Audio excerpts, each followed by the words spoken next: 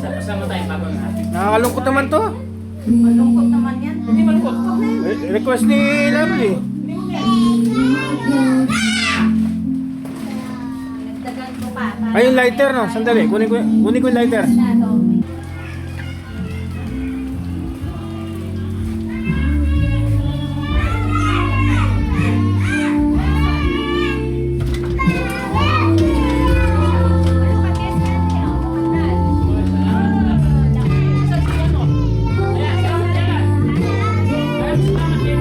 Sige. Ito trabaho yun eh. Happy trip. Salamat sa Diyos. Ingat kayo doon lagi. Ingat. Ingat sa bagong bansa. Bansang ikakayaman. Ayan. Salamat sa Diyos. Tulungan tayo. Ikakayaman. Tagumpay tayo lahat. Maging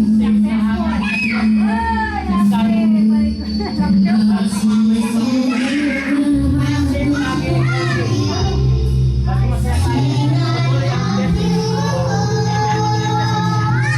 Ano ko siya rin?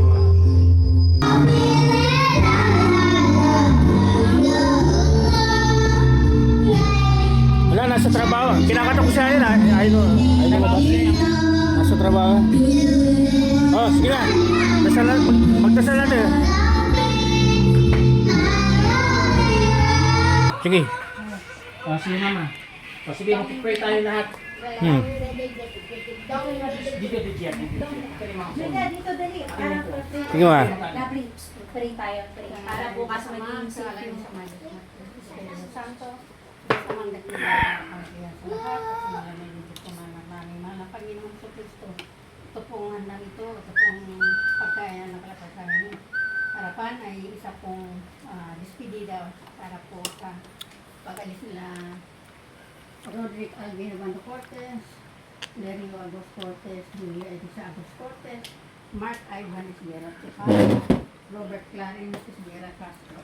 Nagana na para sa bukas, magiging maayos po ang kanyang biyahe, ang kanyang pagsakay ng aeroplano, paglapag ng aeroplano sa mga paliparan ng sa mga airport. Destination na lang po unang-una ang pag-alis nila sa Clark, papuntang Dubai. Maayos po ang paglipad ng aeroplano. Wala pong anong mga barya, wala pong anong sakon at disgrasya o aksidente sa daan, sasakyan sa himpapawid. At maayos din po magalapad ng aeroplano sa paliparan ng Dubai. Maayos din po silang makasakay ng aeroplano papuntang Denmark. At maayos din po ang kanilang paglapag sa Denmark. At ganoon din ang pasakay nila ng Denmark ng aeroplano papuntang North Greenland. Maging maayos din.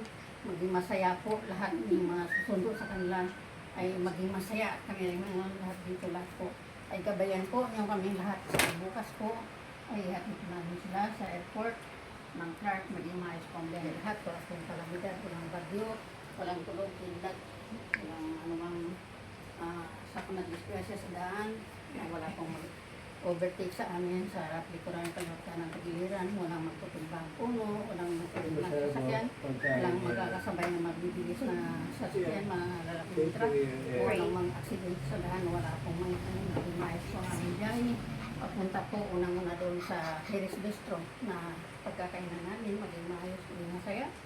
At ganoon din, paghatid namin sa kanila sa airport, maging maayos din ang biyahe. Maayos po, makasakay sila ng aeroplano. At maayos po lahat, maging maayos po. Wala pong anumang sakuna kasi aksidente sa himpapawid. Ilayo po yun sila na wala pong turbulence, wala nagpakit.